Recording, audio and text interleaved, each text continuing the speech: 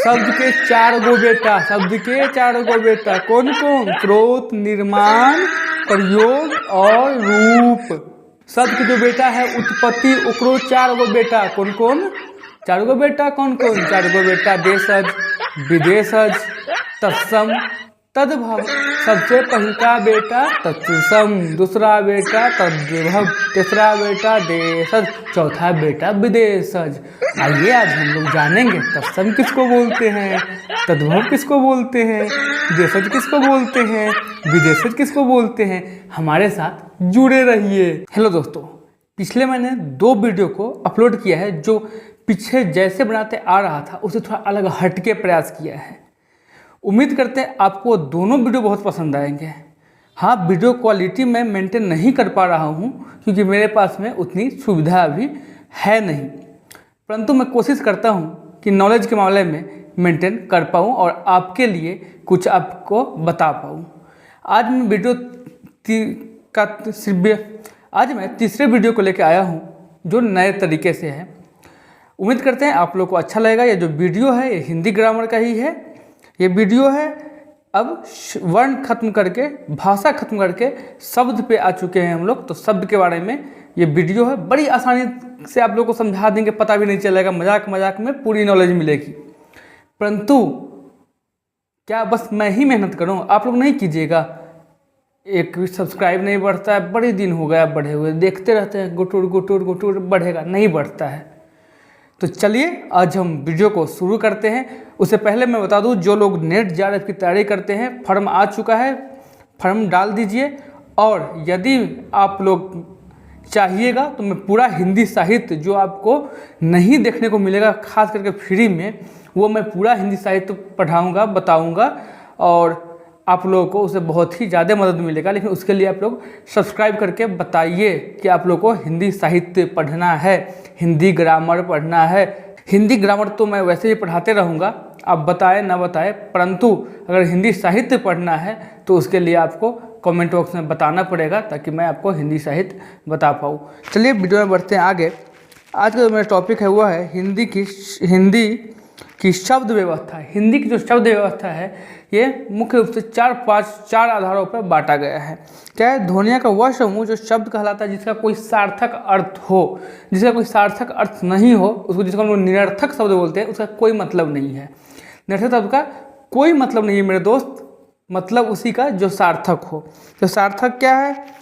सार्थक जो भी शब्द है, जैसे जिसका कोई अर्थ होगा, जैसे क्या हम गाय बोले तो गाय का एक अर्थ है, एक एनिमल्स नेम है जिसके पास 4 पैर हो, सींग हो, दूध देती हो, उसका स्ट्रक्चर एक टाइप का हो।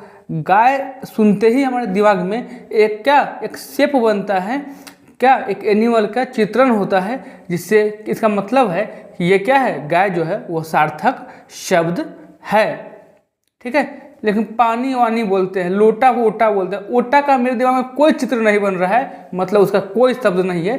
चित्र बनने का मतलब होता है हमारे दिमाग की बत्ती जले और उसका क्या हो, उसका कोई एक अर्थ समझ में आए, किसके बारे में बात हो रहा है ना। चलिए, शब्द का वर्गीकरण मुख्यतः 4 आधारों पर किया गया है। अब शब्द का वर्गीकरण 4 आधारों पर किस किस आधारों पर किया गया है वो देख लीजिए। जो सबसे पहले है वो स्रोत है। स्रोत की दृष्टि से, स्रोत यानी उत्पत्ति के दृष्टि से, इसी को हम लोग व्युत्पत्ति बोलते हैं, व्युत्पत्ति या उत्पत्ति के दृष्टि से। दूसरा है निर्माण या गठन की दृष्टि से, बनावट की दृष्टि से। आपको बच्चों के बुक में देखने को मिलेगा बनावट के दृष्टि से, उत्पत्ति के दृष्टि से, है ना। तो जो स्रोत लिखा हो, व्युत्पत्ति लिखा हो या उत्पत्ति लिखा हो, सबका क्या मतलब होता है? एक ही मतलब होता है, मतलब उत्पत्ति के दृष्टि से हो गया। दूसरा हो गया निर्माण या गठन, जिसको हम लोग क्या बोलते हैं? बनावट, बनावट की दृष्टि से हो गया। तीसरा हमारा प्रयोग के संदर्भ की दृष्टि से, तीसरा क्या? प्रयोग के संदर्भ की दृष्टि से हो गया। और चौथा जो है परिवर्तनशीलता और परिवर्तनीयता के दृष्टि से, या रूप या प्रयोग के आधार पर हम लोग क्या किया गया है? शब्द को बांटा गया है। तो मुख्य रूप से जो है इसी 4 आधार पे शब्द का वर्गीकरण किया गया है। आज जो हम लोग पढ़ने वाले हैं, सबसे पहला आधार स्रोत के आधार पर, स्रोत की दृष्टि से मतलब उत्पत्ति के आधार पर या व्युत्पत्ति के आधार पर हम लोग आज पढ़ेंगे। तो चलिए पढ़ते हैं। स्रोत के आधार पर जो है, स्रोत के जो दृष्टि से है, उत्पत्ति के जो आधार पे है, ये क्या है? उत्पत्ति के आधार पर भी 4 भागों में शब्द को बांटा गया है। अब क्या है, देखिए ये शब्द हो गया बाबा, इसका 4 गो बेटा, 4 गो बेटा कौन कौन? स्रोत, निर्माण, प्रयोग और क्या, और परिवर्तनशीलता या रूप। शब्द के 4 गो बेटा, शब्द के 4 गो बेटा कौन कौन? स्रोत, निर्माण, प्रयोग और रूप, है ना। आइए आज हम लोग पढ़ेंगे उत्पत्ति के दृष्टि से, मतलब स्रोत के दृष्टि से। स्रोत के दृष्टि से कै गो बेटा? स्रोत की दृष्टि से भी 4 गो बेटा, मतलब शब्द के 4 गो पोता। शब्द के जो बेटा है उत्पत्ति, ओकरो 4 गो बेटा कौन कौन? 4 गो बेटा कौन कौन? 4 गो बेटा देशज, विदेशज, तत्सम, तद्भव। सबसे पहिलका बेटा तत्सम, दूसरा बेटा तद्भव, तीसरा बेटा देशज, चौथा बेटा विदेशज। आइए आज हम लोग जानेंगे तत्सम किसको बोलते हैं, तद्भव किसको बोलते हैं, देशज किसको बोलते हैं, विदेशज किसको बोलते हैं। हमारे साथ जुड़े रहिए, क्योंकि जुड़िएगा नहीं तो सीखिएगा नहीं। जाइएगा एग्जाम में छोड़ के आ जाइएगा। बड़ी बड़ी पढ़ाने वाले लोग सब है, आते हैं बैठते हैं करके चले जाते हैं, आप भी बैठते हैं टुकुर टुकुर टुकुर टुकुर देख के चले जाते हैं, नहीं बनता है। तो आज के बाद आप अपने इस भाई पे भरोसा रखिए, एक भी क्वेश्चन नहीं छूटेगा। और आप नेट का तैयारी कर रहे हैं, JRF का कर रहे हैं, या पहला क्लास में है, दूसरा क्लास में, किसी भी क्लास में है, आप शब्द का पूरा क्वेश्चन बना के आएंगे। और शब्दों में इस वीडियो को देख के किसका? उत्पत्ति के आधार पर जो शब्द आएगा उसका, किसका? उत्पत्ति के आधार पर जो आएगा उसका, ठीक है। तो चलिए सबसे पहले हम लोग जानेंगे तत्सम क्या होता है। तो तत्सम क्या होता है? तत्सम मतलब तत् और सम। तत् मतलब होता है उसके, और समान, सम मतलब होता है समान, मतलब उसके समान। किसके समान? उसके मतलब संस्कृत के, और समान मतलब जैसे का तैसा। तो अगर संस्कृत के शब्द को हम लोग लाएंगे खींच के और जैसा है वैसा ही दे देंगे, लो, तो ये हो जाएगा क्या? ये हो जाएगा तत्सम। मतलब संस्कृत से उठाना है, ले मारना है, ले, तो ये हो जाएगा तत्सम। और बात करेंगे अब तद्भव के, तो तद्भव होता है, तद्भव होता है तत् और भव से मिलके बनता है। तो तत् मतलब उसके, और भव मतलब निर्माण, भव मतलब निर्माण। तो उसके मतलब संस्कृत के शब्दों से निर्मित शब्द को हम लोग तद्भव बोलते हैं। मतलब संस्कृत में अगर जल है, संस्कृत में अगर अंधकार है, तो हम लोग तद्भव में उस अंधकार से क्या निर्मित होता है? अंधेरा। तो अंधेरा हो जाएगा तत्सम तद्भव शब्द, और अंधकार हो जाएगा तत्सम शब्द।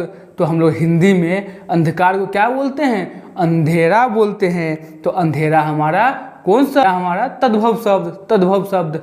अगर इसी को हम लोग देखें अगर तत्सम का हम लोग को एग्जाम्पल देखना होगा, तो तत्सम का एग्जाम्पल कौन होगा? तत्सम का एग्जाम्पल होगा जल, माता, दान, अंग। ये सब क्या है? संस्कृतों में जले बोलते हैं, मते बोलते हैं, अंगे बोलते हैं, और हिंदी में भी अंग बोलते हैं, माता बोलते हैं, जल बोलते हैं। तो जैसा उसमें था तत्सम, उसके समान, अगर इसमें भी डाल दिए तो तत्सम हो गया। बिना कोनो बदले, बिना कोनो हेरा फेरी के, शरीफ जैसा इसमें से उठाए और इसमें डाल दिए, हिंदी में डाल दिए, संस्कृत में से उठाए और हिंदी में डाल दिए तो तत्सम। लेकिन संस्कृत से उठाए क्या कोनो समान, उसको तोड़ फोड़ ममोड़ के इधर पटके तद्भव। संस्कृत से उठा के तोड़ ममोड़ के पटकना तद्भव, और जैसन के वैसने रख देना तत्सम, है ना। तत्सम और तद्भव में कोनो छूटना नहीं चाहिए क्वेश्चन। पूरा के पूरा समझ में आया होगा, हम जानते हैं, ये बोर्ड जानता है, ये संसार जानता है कि नहीं है। चलिए अब चलते हैं देशज। देशज का मतलब होता है जो हमारे देश में बनल हो, देशज जो हमारे देश से उत्पत्ति जिस शब्द का हो, देशज जिस शब्द का उत्पत्ति अपने देश से हो उसको देशज बोलते हैं। क्या बोलते हैं? जिस शब्द का उत्पत्ति अपने देश से हो उसको देशज बोलते हैं। और यहीं साथ में लगले इसका भाई है विदेशज, तो सबसे छोटका भाई विदेशज, जो बाहर से आयल हो विदेशज, जो अपने देश का बेटा न हो, जो बाहर से घूम फिर के आयल हो, उसको हम लोग बोलेंगे विदेशज। क्या बोलेंगे? विदेशज। तो देशज में क्या है? देशज के एग्जाम्पल में उड़द हो गया, चूड़ी हो गया, टोपी हो गया, ठेस हो गया, उठपटांग हो गया और चटपटा हो गया। ऐसे बहुत सारे शब्द। उठपटांग आपको कोनो विदेश की किताब में नहीं मिलेगा, ये अपने देश में बनल है, हम ही तू मिल के बनैले हैं उमर दे। तो ये उठपटांग, ठेस, चूड़ी, टोपी, ये सब क्या हो गया? ये सब देशज का लिस्ट है। ये सब अपन बेटा अपना देश में बनल है। और यहीं विदेशज का चलेंगे तो विदेशज में कौन कौन आ जाएगा? जज, कॉलेज, हॉस्पिटल, ये सब क्या है? बाहर से आया है। और इसका मतलब ये नहीं कि बाहरी बस अंग्रेजी शब्द ही, कोनो भाषा को हो क्या होगा? विदेशज होगा। बाहर के भी अलग अलग भाषा से हिंदी में शब्द लिया गया है। जैसे जागीर देख लीजिए, खुराक देख लीजिए, ये सब फारसी का शब्द है। मतलब क्या है? ये भी विदेशज होगा। और ऐसा नहीं है कि देशज में दूसरे भाषा से शब्द नहीं लिया गया है, लिया गया है, लेकिन अपने ही देश के भाषा से लिया गया है, इसलिए वो देशज होगा। दूसरे किसी भी भाषा का जो शब्द हिंदी में लिया गया है और वो भाषा अपने देश का है तो वो देशज होगा, लेकिन वो दूसरे देश का है तो विदेशज होगा। तत्सम सबसे बड़का बेटा, उत्पत्ति के आधार पर उत्पत्ति के सबसे बड़का बेटा तत्सम, मतलब संस्कृत से जैसे उठाए वैसने हिंदी में डाल दिए तत्सम। संस्कृत से उठा के तोड़ ममोड़ के हिंदी में डाले तद्भव। अपने देश में बनल भाषा देशज और दूसरे देश में बनल भाषा विदेशज। पूरा समझ में आ गया उत्पत्ति की दृष्टि से, अब कोनो दिक्कत नहीं होने वाला है। चलो जल्दी सब्सक्राइब कीजिए, क्या कर रहे हैं सब्सक्राइब कीजिए कीजिए कीजिए कीजिए।